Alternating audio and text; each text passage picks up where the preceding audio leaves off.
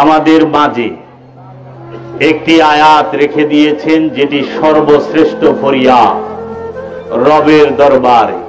এই কুল কায়নাতের মাঝে, এই সৃষ্টি জগতের মাঝে রবের দরবারে সর্বশ্রেষ্ঠ কোন ফরিয়াদ যদি থাকে,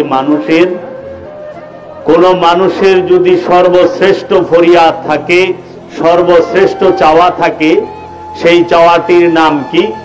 ইহদিনাস সিরাতাল মুস্তাকিম, সিরাতাল্লাযীনা আন'আমতা আলাইহিম। সর্বপ্রথমেই আমরা বলে থাকি, সালাতের শুরুতে, দোয়া দুরুদের শুরুতে আমরা রবের প্রশংসা করে থাকি। আলহামদু, একমাত্র প্রশংসা লিল্লাহে, সেই আল্লাহর জন্য যিনি সমস্ত আলমের রব, রব্বুল আলামিন, সমস্ত আলমের যিনি রব। আর রহমান, তিনি পরম দয়ালু। আর রহিম, তিনি পরম দাতা। মালিক ইয়াউমিদ্দিন, তিনি একমাত্র বিচার দিবসের মালিক। আল্লাহ রব্বুল আলামিনের প্রশংসা করা হইল এই 3 আয়াতে। এরপরে আমি কি করি, আমি কি চাই, সেটি বলা হয়। ইয়্যাকা না'বুদু, একমাত্র আপনার ইবাদত করি। ওয়া এবং ইয়্যাকা নাস্তাঈন, একমাত্র আপনার মস্তানি সাহায্য চাই। ইয়্যাকা নাস্তাঈন, একমাত্র আপনার মস্তানি সাহায্য চাই। আল্লাহ রাব্বুল আলামিনের সর্বশ্রেষ্ঠ একটি প্রিয় নাম হচ্ছে মস্তান। আল্লাহর যতগুলো গুণবাচক নাম আছে, তার মধ্যে সর্বশ্রেষ্ঠ 3 থেকে 4টি গুণবাচক নাম ধরা হয়। তার মধ্যে তাবারাকা আসমু ওয়া রাব্বুকা ওয়া যুল জালালিল ইকরাম, যুল জালাল রবের নাম, কারামাত ওয়ালা। তারপরে বলা হয় কাহার, ন্যায় বিচারে কঠোর। তারপরেই বলা হয় মস্তান, যিনি কে মস্তান? যে একটি অপবিত্র নফসকে, একটি শয়তান যুক্ত নফসকে, একটি খান্নাস যুক্ত নফসকে তার রহমতের ধারা এই খান্নাস রূপী শয়তান মুক্ত করে দিতে পারে, তাকে নফসে মুতমাইন্নায় পরিণত করে দিতে পারে। সেই মস্তানের সাহায্য চাওয়া হয়। মস্তান শব্দের অর্থ হচ্ছে যে নফস খান্নাস রূপী শয়তান মুক্ত, যে নফসে রবের মহান নূরের মাঝে ভাসমান হইয়া থাকে, ফানা হইয়া থাকে, বাঁকা হইয়া থাকে, এই রূপটাকেই বলা হয় রবের মস্তান রূপ। এই মস্তান রূপ ধরে জগৎময় সমস্ত রসুলগণ, ওলিগণ এই মানব জগৎকে, মানুষকে হেদায়েত করে যাচ্ছেন, আমানুকে হেদায়েত করে যাচ্ছেন। তাই আমরা বলে থাকি ইয়্যাকা না'বুদু ওয়া ইয়্যাকা নাস্তাঈন, ওগো আমার রব, একমাত্র তোমার ইবাদত করি এবং তোমার মস্তানি সাহায্য চাই। তারপরেই বলতাছি সেই মস্তানি সাহায্যটা কি? ও আমার আল্লাহ, এই মস্তানি সাহায্য কি? ইহদিনা, আমাকে দান করেন সিরাত, পথ, আল একমাত্র মুস্তাকিম, একমাত্র সঠিক পথ দান করেন। আমাকে একমাত্র সঠিক পথ দান করেন। সেই সঠিক পথটা কি? সিরাতাল্লাযীনা আন'আমতা আলাইহিম, সিরাত সেই পথ, আল্লাযীনা তাহাদের পথ, সিরাতাল্লাযীনা আন'আমতা আলাইহিম, আপনি যাহাদেরকে পুরস্কার দিয়েছেন, পুরস্কৃত করেছেন আমার রব, সেই পথ চাই, তার রাস্তা চাই। আল্লাহ পুরস্কার কাকে দিয়েছেন? আল্লাহ সূরা নিসায় বলতেছেন আনামাল্লাহু আলান নবিয়িনা ওয়াস সিদ্দিকিনা ওয়াস শুহাদায়ে ওয়াস সালিহিন, আমি আমার তরফ হইতে পুরস্কার দিয়েছি নবীগণদেরকে, সিদ্দিকিনদেরকে, শুহাদাদেরকে এবং সালেহিনদেরকে। আল্লাহর পুরস্কার প্রাপ্ত কে? নবীগণ, সিদ্দিকিনগণ, সালেহিনগণ এবং শুহাদাগণ। এই শুহাদা, এই সিদ্দিকিন, এই সালেহিন এবং এই নবীগণরাই হচ্ছে সিরাত আল মুস্তাকিম।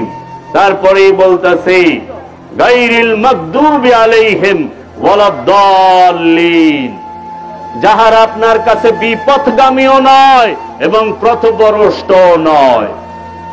আল্লাহর কাছে যারা বিপথগামীও নয় পথভ্রষ্টও নয় তাহারাই সিরাতাল মুস্তাকিম। এই সিরাতাল মুস্তাকিমের কাছে কেন যেতে হয়?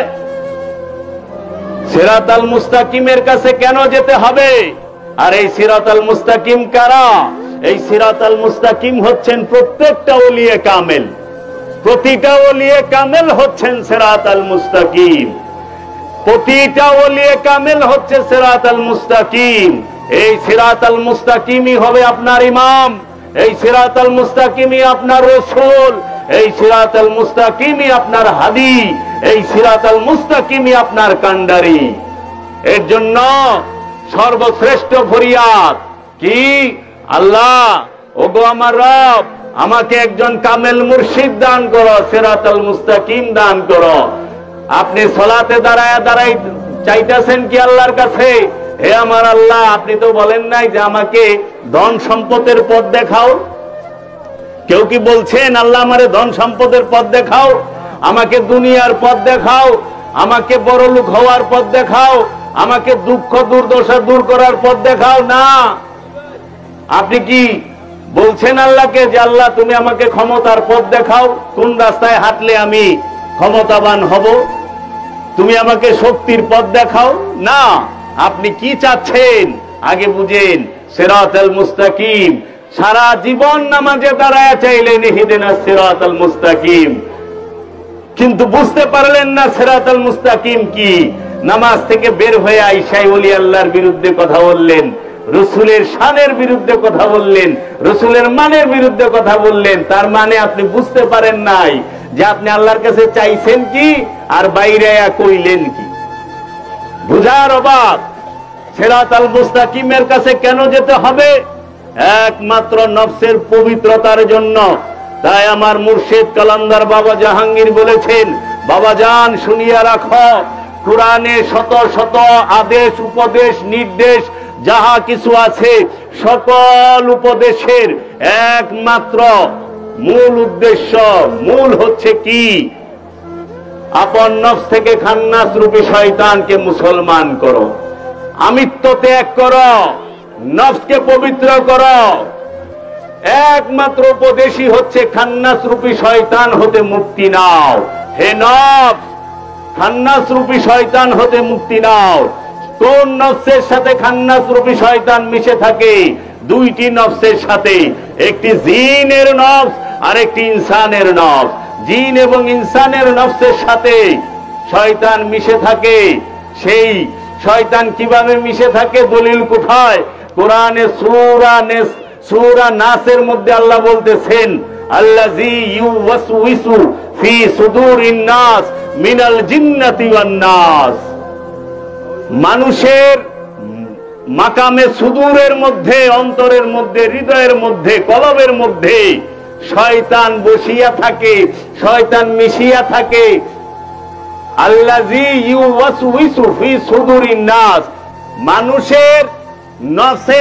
মানুষের অন্তরের মধ্যে শয়তান বসিয়া ওয়াসওয়াসা দেয়। এই শয়তান থাকার স্থান সারা সৃষ্টি জগতে দুই স্থানে শয়তান থাকে। আল্লাহ দুই স্থানে শয়তানকে থাকার পারমিশন দিয়েছেন। তৌহিদ রাজ্যে শয়তান থাকে না, শয়তান থাকে জিন আর ইনসানের অন্তরে। কোথায়? জিন আর ইনসানের অন্তরে।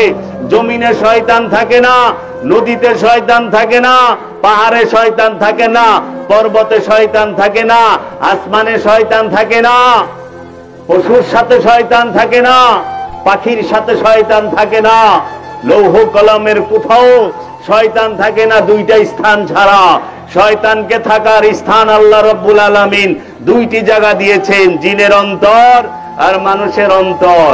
মিনাল জিন্নাতি ওয়ান নাস, মানুষ এবং জিনের অন্তরে বসে এই শয়তান ওয়াসওয়াসা দেয়। তাই আল্লাহ বলছে, সারা কোরআনে 274টা হুকুম আছে, আরো বেশি হুকুম, একটা আদেশ, নিষেধ, সব কিছুর মূলে একটা বিষয়।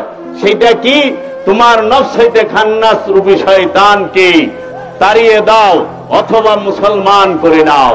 যে ব্যক্তি তার নফস থেকে খান্নাস রূপী শয়তানকে তাড়িয়ে দিতে পেরেছে এবং মুসলমান করতে পেরেছে, তিনি ওলিয়ে কামেল হয়েছে। তাকে ওলিয়ে কামেল বলা হয়। সহি শুদ্ধভাবে আরবি বলা জানলে ওলিয়ে কামেল হয় না। ওলিয়ে কামেল হয় খান্নাস মুক্ত হইলে। সে যদি সরা নাও জানে, আলিফ বা তাসা নাও জানে, তাও সে আল্লাহর ওলি। কারণ জগতে অনেক বড় বড় আল্লাহর ওলি, তাহারা আরবি ভাষায় অত পারদর্শী ছিল না, লেখাপড়া জানতো না। তার মধ্যে একজন আছে মাওলানা রুম, তার পীর বাবা শামসের তাবরিজ, মাওলানা জালালউদ্দিন রুমির মতো এত বড় আলেম এখনো হয় নাই। ইউরোপ আমেরিকার দার্শনিকরা পর্যন্ত এই কথা কয়। যিনি মসনবী শরীফের রচয়িতা, সেই মাওলানা রুমের পীর বাবা শামসের তাবরিজ নিরক্ষর ছিলেন, পড়ালেখা জানতেন না। দেখেন, ওলির কাছে আলেম যায় মাথা ঠেকায়, ওলির কাছে প্রেসিডেন্ট যায় মাথা ঠেকায়, ওলির কাছে প্রধানমন্ত্রী যায় মাথা ঠেকায়। তাহলে সর্বময় ক্ষমতার অধিকারীকে রাজা যায় মাথা ঠেকায়, বাদশাহ যায় মাথা ঠেকায়। আপনারা একটু তাকিয়ে দেখবেন, খেয়াল করে, বাংলাদেশের প্রধানমন্ত্রী, বিরোধী দলীয় নেত্রী যারা আছেন, তারা ইলেকশনের আগে সর্বপ্রথম বাবা শাহজালালের মাজারে যায়, দোয়া চাইতে যায় না? প্রধানমন্ত্রীও যায়, বিরোধী দলের নেতারাও যায়, প্রেসিডেন্টও যায়। ভারতের দিকে তাকান, ভারত এত বড় একটা রাষ্ট্র, সেই রাষ্ট্রের প্রধানমন্ত্রী ও সুলতানুল হিন্দ খাজা গরিবে নেওয়াজের রওজা মুবারকে খালি পায়ে খালি মাথায় ঢুকে হাত জোড় কইরা। কারণ তিনি সুলতান, তিনি বাদশাহ না, সুলতান। এই সুলতানের দরবারে বাদশাহ আকবর 4 কিলোমিটার দূরের থেকে মাথার পাগড়ি খুইলা, পায়ের জুতা খুইলা, হাতে হ্যান্ডকাপ লাগায়া তারপরে যাইতো খাজা গরিবে নেওয়াজের রওজা মুবারকে। বাদশায় যায়, সিরাত আল মুস্তাকিমের কাছে যাইতে হয়। তাহলে সর্বময় ক্ষমতার অধিকারী সিরাত আল মুস্তাকিম, এই ক্ষমতা কে দিয়েছে? মহান রব্বুল আলামিন। এই শয়তানকে মুসলমান করতে গেলে সিরাত আল মুস্তাকিমের কাছে যেতে হবে। সিরাত আল মুস্তাকিম ছাড়া আর কোন পথ নাই, আর কোন পথ নাই। এর সাথে সংযুক্ত করে আপনারা দেখতে পারবেন সূরাতুল কাহাফ, সূরা কাহাফের 28 নম্বর আয়াতে আল্লাহ রাব্বুল আলামিন বলতেছেন, এবং ধৈর্য সহকারে রাখো তোমার নফসকে, সাথে যাহারা তাকে তাহাদের রবকে সকাল এবং সন্ধ্যায় আল্লাহর চেহারা চাহিয়া এবং সরাইয়া লয় না, তোমরা 2 চোখ তাহাদের হইতে। এটা হুবহু অনুবাদের যদি একত্রে বলা হয় আল্লাহ কি বলতাছে, এবং ধৈর্য সহকারে রাখো তোমাদের নফসকে। কাকে ধৈর্য সহকারে রাখবেন? নফসকে। কেন রাখবেন? এর জন্য রাখবেন, সাথে যাহারা তাহার ডাকে তাহাদের রবকে সকালে এবং সন্ধ্যায়। কাদের সাথে ধৈর্য সহকারে আপনার নফসকে রাখবেন? যাহারা আপনার রবকে ডাকে, রবকে ডাকে সকালে এবং সন্ধ্যায়। সকাল সন্ধ্যায় যারা তার রবকে ডাকে, তাদের সাথে আপনার নফসকে ধৈর্য সহকারে আল্লাহ রাখতে বলছে। কোনখানে? 18 নম্বর সূরা, সূরা কাহাফ, সেই কাহাফ সূরার 28 নম্বর আয়াতে। তারপরে শুনেন কি বলছে, আল্লাহর চেহারা চাহিয়া এবং সরাইয়া লইও না, তোমরা 2 চোখ, তোমাদের 2 চোখ তাহাদের হইতে। তোমাদের 2 চোখকে, যাহারা আল্লাহকে সব সময় সকালে সন্ধ্যায় ডাকে, রবকে সকালে সন্ধ্যায় যারা ডাকে, তাদের চেহারা থেকে তোমাদের চোখকে সরাইয়া লইও না। আল্লাহ কি কইছে? ওলি আল্লাহর চেহারার দিকে সর্বক্ষণ চায় থাকবার কইছে। যারা সকাল এবং সন্ধ্যায় তাদের রবকে ডাকে, তারা হইল আল্লাহর ওলিয়ে কামেল। এই ওলিয়ে কামেলের চেহারা মুবারক থেকে আমানুদের চোখকে সরাইতে নিষেধ করেছে। তোমরা তাদের থেকে সরায়ও না। অনেকে মুরাকাবা মুশাহেদার দলিল পায় না, অনেকে ধ্যান সাধনার দলিল পায় না, দায়মি সালাতের দলিল পায় না, পায় গোপন করে। ওলি আল্লাহর চেহারা দেখা ইবাদত, রসুলের চেহারা দেখা ইবাদত, রসুলের অনুসরণ করা ইবাদত, রসুলকে মানা ইবাদত, রসুলের বাণী সেইটা আমাদের জন্য ফরজ, রসুলের চলন বলন শরীয়ত, রসুলের কথা শরীয়ত, রসুলের হুকুম শরীয়ত, রসুলের হুকুম যেগুলো সেইগুলো শরীয়ত।